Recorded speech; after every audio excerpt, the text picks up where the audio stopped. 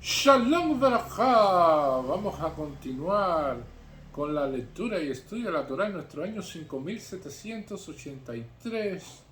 En este Shabbat tenemos dos parashá, Mejubarim, parashá Be'ar, parashá Bejukotai. Vamos a estudiar parashá Be'ar y dice así. וידבר השם אל משה בהר סיני לאמור דבר אל בני ישראל ואמרת לכם כי תבואו אל הארץ אשר אני נותן לכם בשבתה לשבע לשם ששנים תתרע שדיך וששנים תשמור קמך ושפתה אל תבואתה. Habló Hashem a Moshe en el monte Sinaí diciendo: habla a los hijos de Israel y le dirás: cuando lleguen a la tierra que yo les doy, descansará la tierra, un descanso sabático para Hashem. 6 años podrás sembrar tu campo y 6 años podrás podar tu viñedo y recolectarás su cosecha. Y esto es una de las cuestiones que vamos a ver aquí tan fundamentales dentro del judaísmo. Cuando nosotros vemos la importancia que tiene el número 7 en la vida de todos nosotros, así como sagrado es el séptimo día de la semana, que es un día en el cual está consagrado a Hashem, y es el día en el cual nosotros nos preparamos durante toda la semana para precisamente conectarnos y dejar todo lo que hacemos diariamente en el quehacer del Orah Haim para precisamente pasar Shabbat. El séptimo año también es un año fundamental, es el año de la Shemitah, un año donde se descansa la tierra, un año en el cual está dedicado precisamente al descanso de ese granjero, al descanso de ese campesino, para estudiar la Torah, para acercarse a Dios. Y asimismo, en este periodo que estamos, que son 7 semanas completas, 49 días, el número 7 vuelve también a estar presente, precisamente entre Pesaj, para llegar a la festividad de Shavuot, la festividad de entrega de la Torah. Y lo primero que le llama la atención a los sabios es que la expresión de Vaidaber Hashem el Moshe Be'ar Sinaí Lemor, porque generalmente las expresiones de la Torah dice Vaidaber Hashem el Moshe Lemor. No es necesario escribir Be'ar Sinaí, o sea, en el monte Sinaí. No es necesario, se conoce de que todas las leyes escritas en la Torah fueron dadas en el monte Sinaí. Ahí se dio la Torah completamente. Pero en este caso lo quieren recalcar, lo quieren enfatizar, lo quieren ensalzar, se pudiera decir, de que esta es una ley dada en el monte Sinaí. Y entonces otras leyes, como va a aparecer el talí, la ley de usar los tzitzí, la ley de usar tefilín, las leyes que de las otras mifot, no lo dicen directamente, mas todo fue dado en el monte Sinaí. Pero es para decirte, y esto es un comentario de Rashi, de que todos los detalles, de todos los pormenores, de todas las especificidades que tiene esta cuestión de la Shemitah fue dada en el monte de Sinaí, que esto es Torah directamente.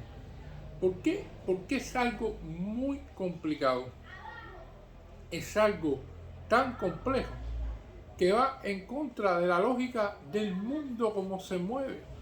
Porque precisamente si usted le dice a una persona que tiene que dejar de trabajar la tierra un año y tiene que ponerse a estudiar, y que esa tierra debe descansar ese séptimo año y él debe dedicarse al estudio de Hashem, que Hashem proveerá, entonces si la persona no pertenece al pueblo de Israel, no tiene ese nivel de, se puede decir, de acercamiento a Hashem, eso va a ser algo muy complicado.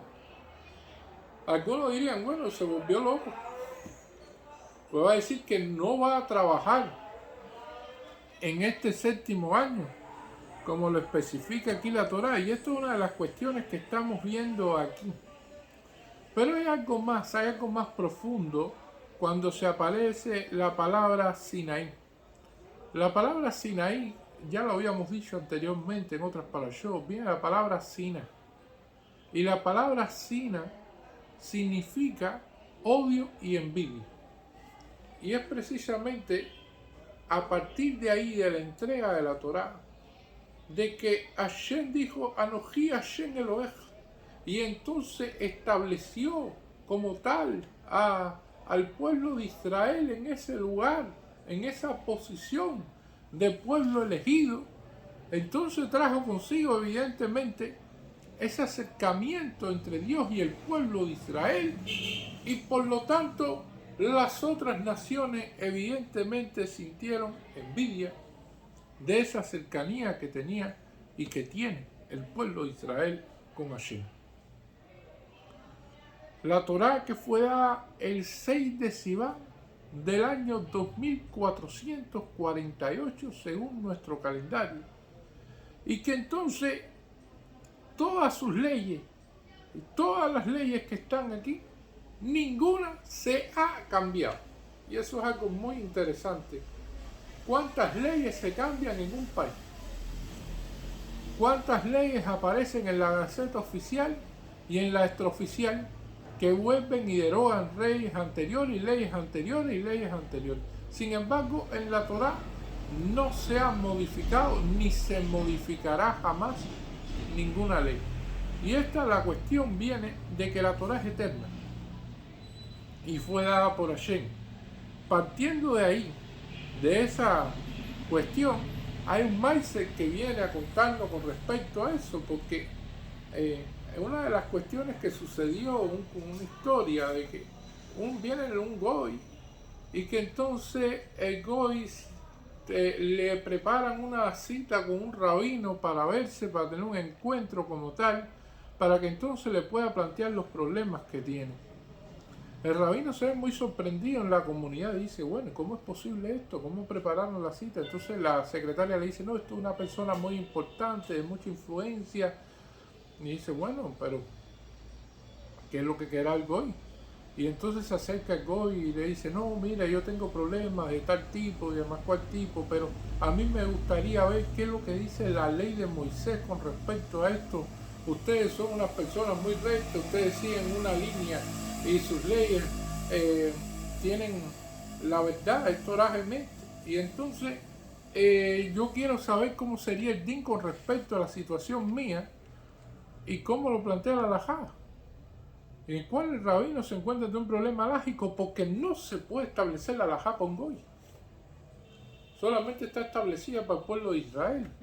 Entonces la situación resulta extremadamente compleja, pero la cuestión de este maíz es de que el goy ve de que inclusive las leyes como las juzga muchas veces los países, las cuestiones, no es precisamente con el nivel de transparencia y con el nivel, se podría decir, de aceptación que tiene la ley de la Torá.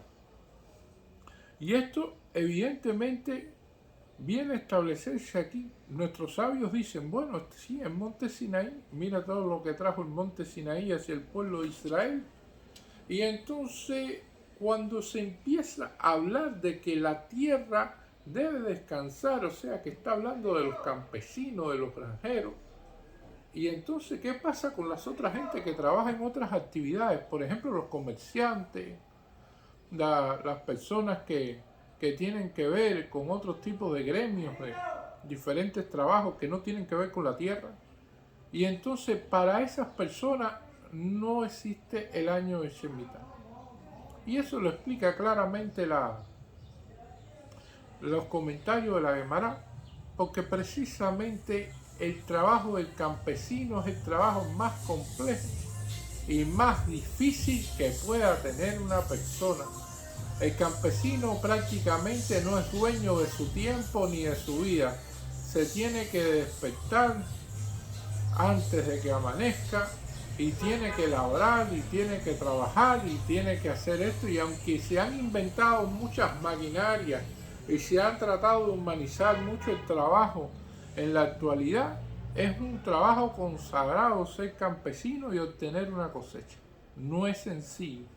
Y es un trabajo que lleva alma, vida y corazón, se pudiera decir, en todo lo que se pone, tanto que el campesino que está lejos de la ciudad, que no tiene tiempo de ir a la sinagoga, que no puede rezar con un minyan, que prácticamente tiene que decir las oraciones de manera apresurada, porque tiene que dedicar todo el tiempo a la tierra, y todo depende del momento en que realice las cosas, porque las cosechas tienen su momento, las lluvias tienen su momento, la situación en el cual se puede precisamente plantar y obtener un buen rendimiento depende de muchos factores. Por lo tanto, esa persona no lleva una vida normal, esa persona lleva una vida mucho más difícil que los demás.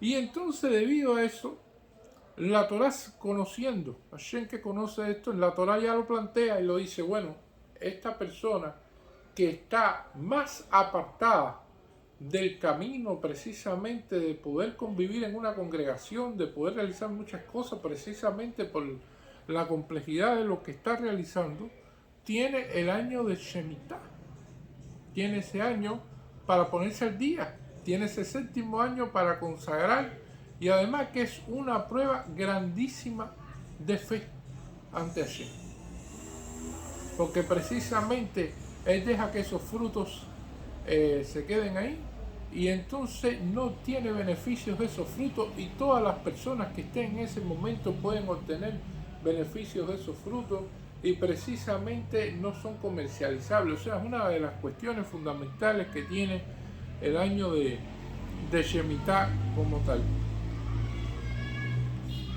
La cuestión también que plantean los rabinos con respecto a esto es que los goyim, muchas veces la envidia que pudieran tener sobre nosotros, sobre el pueblo de Israel, tiende a ser menor cuando ven que, por ejemplo, en Shabbat no es posible para nosotros salir, ir a las tiendas, abrir un centro comercial o hacer ningún tipo de negociaciones, sino es un día consagrado a Hashem.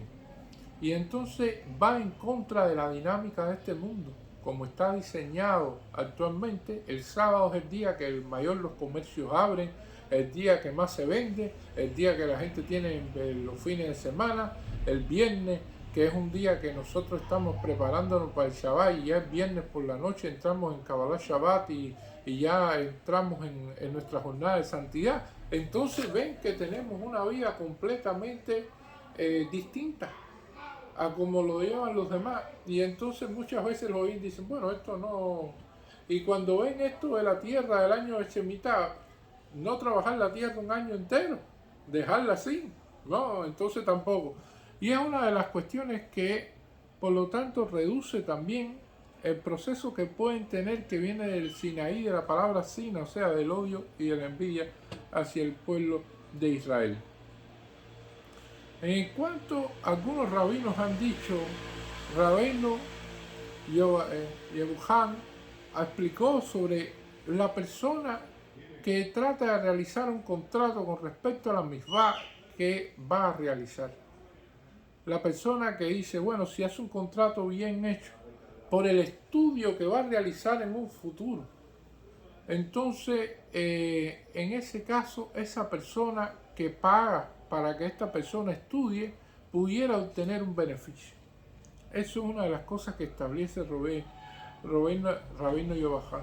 Pero Rabbeinu Haim Gaon, en su libro de Teshuvah Marab Betzakar, establece de que todo el que trata de metalizar una misvá, todo el que trata de decir: bueno, de acuerdo a lo que yo estudio, de acuerdo a lo que yo haga, o de acuerdo a esta cuestión, esto todo es vanidad.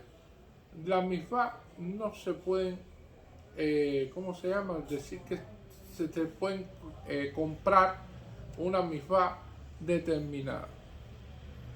Pero sin embargo, la Torá dice que apoya la Torá es un árbol de la vida. Y esto es una de las cuestiones de la relación de Isahar y Zebulun, de estas dos tribus. Zebulun eran comerciantes, está definido por un barco, su bandera, y precisamente porque está encargado de obtener recursos materiales, e Isahar está encargado de estudiar la Torá. Pero esta cuestión, esta relación, No es por vender una misbah que ya se hizo, ni por una cuestión de que una misbah que se va a realizar y que entonces él la va a comprar como tal esa misbah, sino es la persona que puede causar un cambio para que se realice una misbah. Ese es el key de esta cuestión de las personas que apoyan a comunidades, de las personas que apoyan a personas como tal que pueden realizar un cambio para que se produzca algo. Tal es así que cuando existe un donante que puede causar que a partir de su donativo entonces las personas estudien Torah, de que las personas logren como tal realizar una misbah, que sin ese apoyo no lo hubieran hecho, que sin ese apoyo no hubieran llegado a ese nivel. Entonces sí, en este caso, la persona como tal está en el camino de que recibe ese mérito para él, la persona que está apoyando como tal a estos proyectos. Tal es así que aparece en la Gemara la cuestión de Rabí Tarfón. Rabí Tarfón era muy millonario, una persona que extremadamente rica, vendía islas y compraba islas. Y las islas tenía trabajadores en ellas y producían y todas estas cuestiones.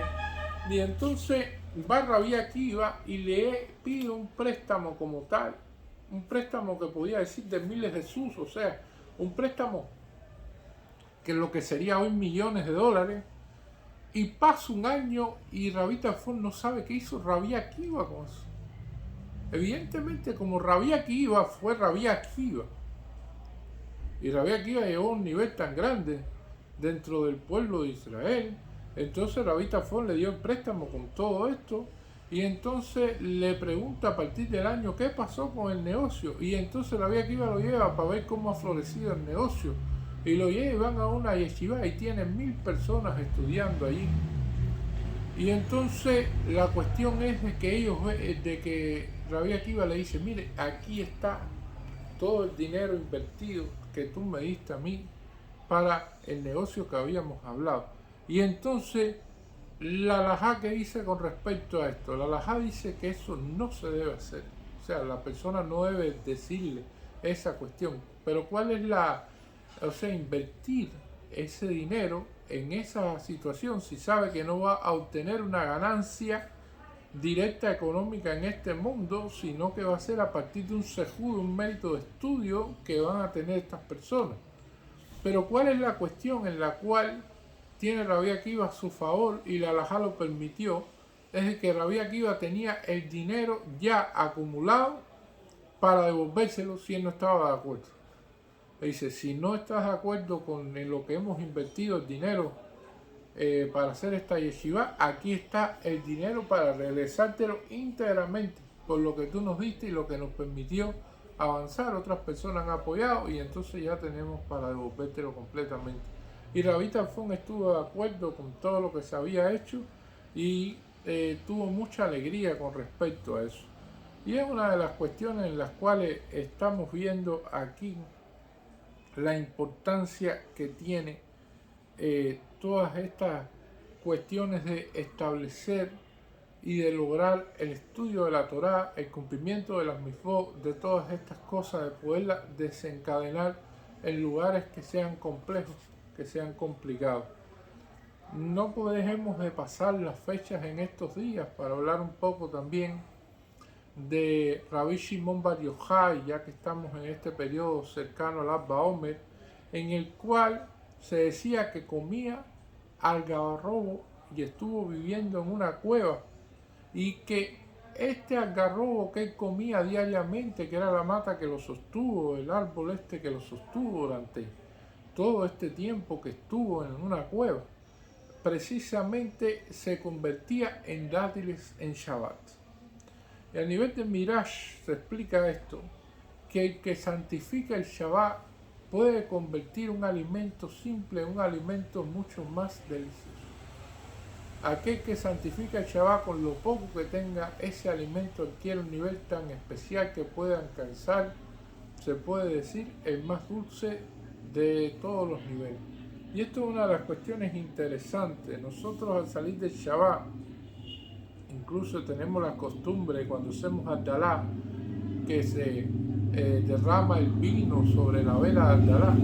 Ese vino sobrante que queda, es costumbre de que las personas a veces se lo pongan en la nuca, en los ojos, en los bolsillos, en el cerebro, así, entre la frente. Y esto, Rabí Eliezer ben Tobó, que escribió en el libro Pekudá al-Azar, nos explica que esta es una sobra del cariño de la mifá, de establecer la mifá que se establece en la salida del Shabbat. Y como tal es una sobra de lo que queda del cariño de esa mifá. El cariño que se tiene por esa mifá protege a la persona y le da verajá a la persona. Y precisamente por eso se realiza. De ahí la importancia del cumplimiento de todas estas mifot. Las personas que han cumplido con esto, que han llegado a realizar el proceso de Shemitah, y se ha visto hoy en día que en Israel se cumple y se realiza, hacen y producen y son bendecidos con una producción enorme, porque Dios es el dueño de todo lo que se produce. Dios decide todas las cosas que van a suceder en la vida de una persona, de la verajá que va a recibir, Becerra Hashem, con la ayuda de Dios. Y de ahí la importancia que tiene la Perashá Ashabúa. Decir que fue en el monte Sinaí donde se dio, lo acentúa, pero además lo establece Oraita. Y al establecerlo Oraita, se dice para todos como una luz roja. Dice, esto no es una cuestión de que los rabinos dijeron, no, esto es una cuestión de que Hashem mismo dijo, de que es una alajá del Sinaí, como todas las demás, pero recordada en específico, porque es más difícil de cumplir para la persona cuando se pone a pensar en lo que tiene que hacer precisamente para acercarse a Hashem. Si es un granjero y ocurre de que está en el 7º año, en el año de Shemitah. Muchas gracias.